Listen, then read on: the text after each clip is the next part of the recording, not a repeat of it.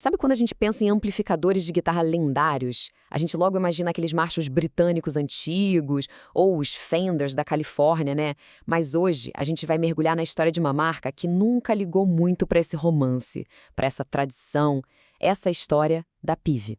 Uma história sobre engenharia, força bruta e, claro, muito volume. Essa frase, olha, ela resume perfeitamente a filosofia da Pive.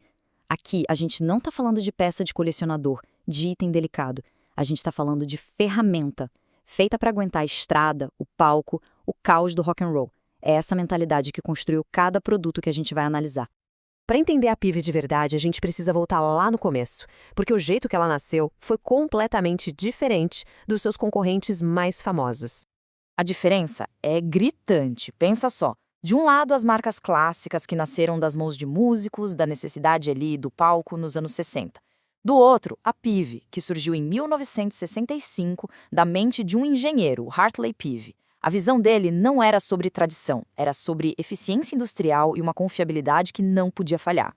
E essa decisão estratégica deu para a Pive uma vantagem gigantesca. Numa época em que muita gente dependia de fornecedor, controlar a produção toda dentro de casa significava duas coisas. Primeiro, manter os preços baixos. E segundo, ter liberdade para experimentar. Isso permitiu que eles criassem soluções técnicas que o mercado mais tradicional talvez achasse meio estranhas, mas que funcionavam. E como funcionavam. E sempre do mesmo jeito. Vamos avançar um pouco para ver como essa filosofia toda se transformou num primeiro grande ícone da marca. Um amplificador que se tornou uma lenda por conta própria, o Pive Bandit. No comecinho dos anos 80, o mercado era totalmente obcecado por válvulas. Mas a Pive não tentou fazer o Band soar como um valvulado. Pelo contrário, eles focaram no que um amplificador transistorizado faz de melhor. Uma resposta imediata, um som limpo que aguenta o volume lá em cima sem distorcer e um canal de drive bem agressivo. Era um tanque de guerra, barato, versátil e por isso ele estava em todas as salas de ensaio e palcos de boteco por décadas. Claro, o Band teve várias versões com o tempo, mas uma delas se tornou lendária, o Red Stripe, dos anos 90, aquele com a faixinha vermelha no painel. O pulo do gato aqui foi o circuito de distorção, que foi todo redesenhado para dar muito mais ganho, ou seja, mais saturação, mais peso no som. Essa mudança deu ao Band um fôlego para competir de frente com amplificadores valvulados, tornando-o um favorito inesperado para quem tocava um som mais pesado. Enquanto o Bandit solidificava a reputação da Pive, uma coisa muito maior estava prestes a acontecer. A empresa estava a um passo de se unir a um dos maiores guitarristas de todos os tempos, o próprio Ed Van Halen. E a Pive não ofereceu só um patrocínio, eles ofereceram controle criativo total. O engenheiro James Brown trabalhou lado a lado com o Ed em sessões de teste que não acabavam mais para construir um amplificador do zero baseado no jeito que ele realmente tocava. O resultado, lá em 1992, foi o 5150, um monstro sonoro que mudou as regras do jogo. O 50-150 foi construído com um propósito bem claro. Ele entregava exatamente o timbre que estava na cabeça do Ed. Ganho altíssimo, uma compressão natural que segurava a dinâmica do som e um sustain quase infinito, que fazia as notas soarem para sempre.